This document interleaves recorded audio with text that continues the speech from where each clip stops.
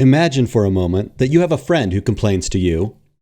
My new scientific calculator is broken.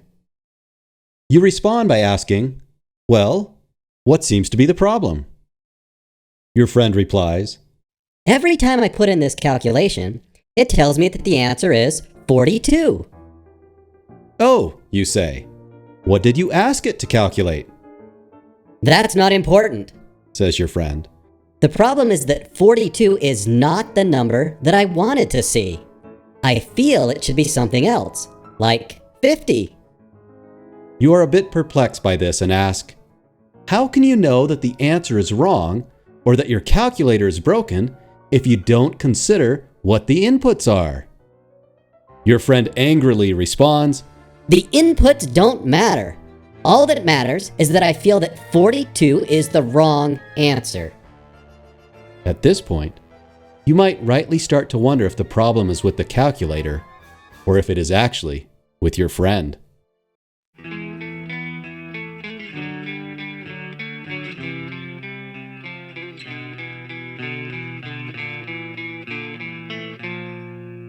Now, what I call cosmic justice has been called by some people social justice.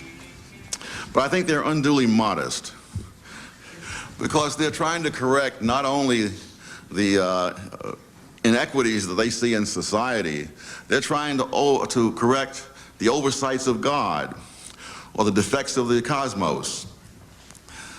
When some people are born with physical or mental handicaps, they want to counterbalance that.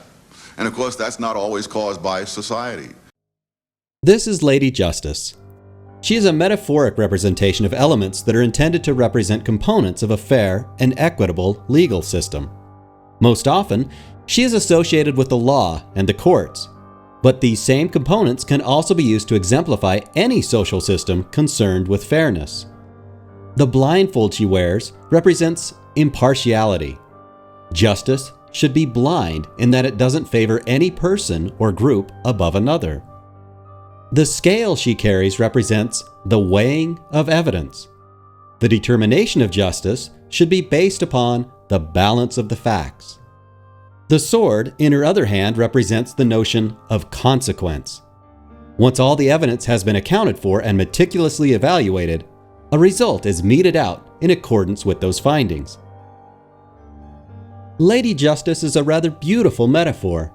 When these three elements are present, impartiality, evidence, and consequence, we can express confidence in the system as being a just one. Now imagine that your same friend who has concerns about his calculator being broken comes to you one day and says, Did you see the news? They let that guy who was accused of that heinous crime off. Can you believe it? What a gross miscarriage of justice. You respond by saying, what was the evidence in the case? Your friend says, It doesn't matter. I really want the guy to be guilty. So the only possible explanation for his innocence is that the system itself must be broken. So you say, hold on there. Much like your problem with the calculator, you can't assume that because the results don't match what you feel that they should be, means that there must automatically be something wrong with the system. You can't evaluate whether or not a system is just based purely on the outcomes. You must also take into account what the inputs are as well. Your friend replies, Don't you get it? Your notion of traditional justice is outdated and serves only to perpetuate the power structures that are already in place. The accusation that someone is guilty is proof enough that there must be an underlying problem. Where there is smoke, there must be fire.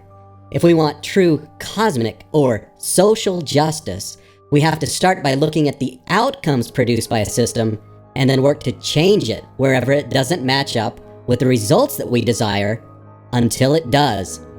The inputs don't matter, only the outputs do. Most ordinary Americans still have the traditional conception of justice. And that means that people who have this cosmic notion of justice must misrepresent what is happening as being a violation of traditional justice. And therefore they must, for example, misrepresent test results as being either arbitrary barriers to advancement,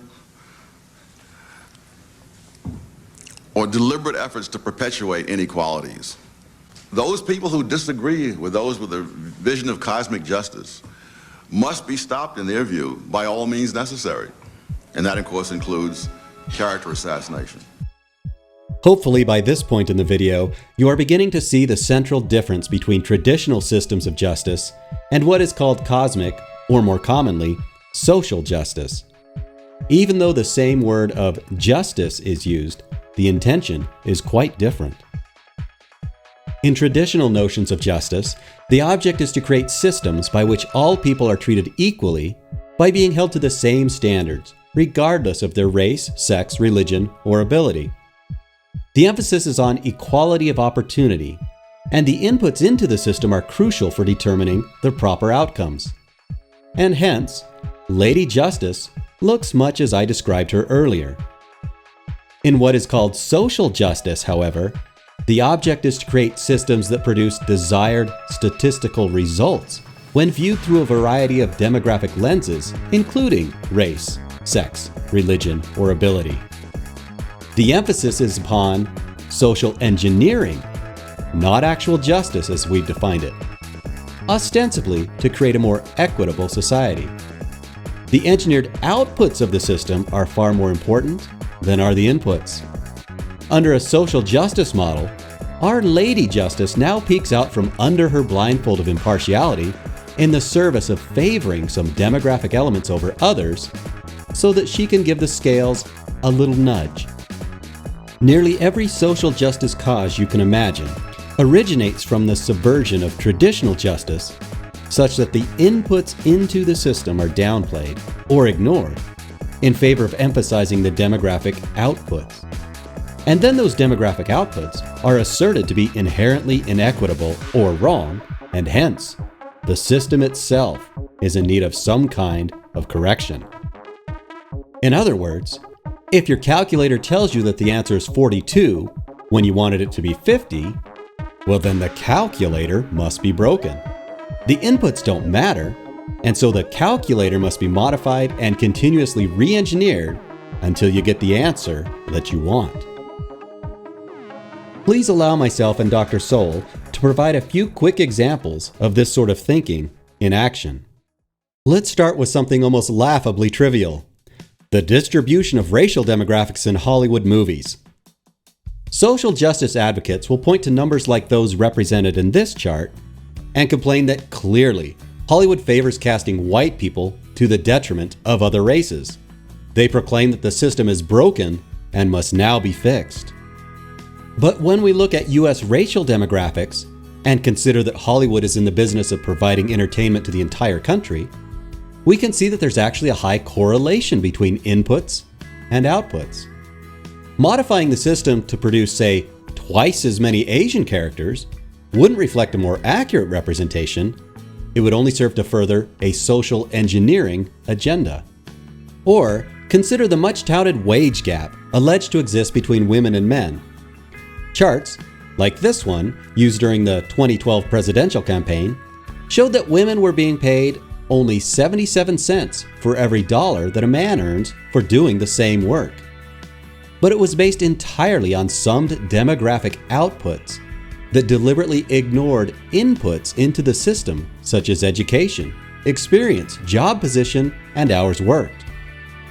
When these inputs are taken into account, the wage gap narrows to being less than 3%, and that difference is likely due more so to assertiveness in individual salary negotiations than to anything systematic. It is also worthwhile to point out that it has been illegal since the Equal Pay Act of 1963 to discriminate wages based upon sex or race. So in the few cases in the US where this still may be happening, tools are already in place to remedy the situation. For example, there's a great deal of talk about income distribution. And you might think that this is talk about income distribution among people. It's not. It's talk about income distribution among abstract statistical categories. We're constantly hearing how the top 20% of the American income earners, households, make X times as much as the bottom 20%. But these are not people. In terms of people, there are 39 million people in the bottom 20%. There are 64 million people in the top 20%. These are not percents of people, these are percents of households. And households vary with income, with race, with time, and with all sorts of other variables. Now, I could continue in this vein providing countless examples of how the social justice process of utilizing demographic outputs while ignoring the relevant inputs serves as an impetus to subvert systems away from being genuinely just or fair and towards being unjust social engineering programs. For example, you can also see evidence of this process at work as it relates to a great many social programs, be that from Title IX tribunals to affirmative action quotas. But by now, I'm sure you've already got the idea. Social justice isn't about justice at all. Rather, it's about subverting demographic statistics for the purposes of advancing programs of social engineering. I'll close with this final point made by Dr. Soul regarding the grave dangers of what can happen when a society decides it wants to ignore traditional justice in favor of social engineering programs under the guise of promoting so-called equality in the name of social justice. After all, the people who manned the communist movement around the world before the Soviet Union was established didn't devote themselves to this cause for the sake of creating gulags and secret police and territorial aggrandizement. They did it because they were seeking social justice.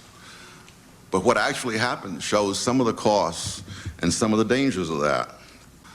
Flesh and blood people were a complication on the road to realizing the vision. And as it turned out, if he had to kill a few million of those, that was just so much too bad. And of course, we've seen Hitler, Mao, and others with this same approach.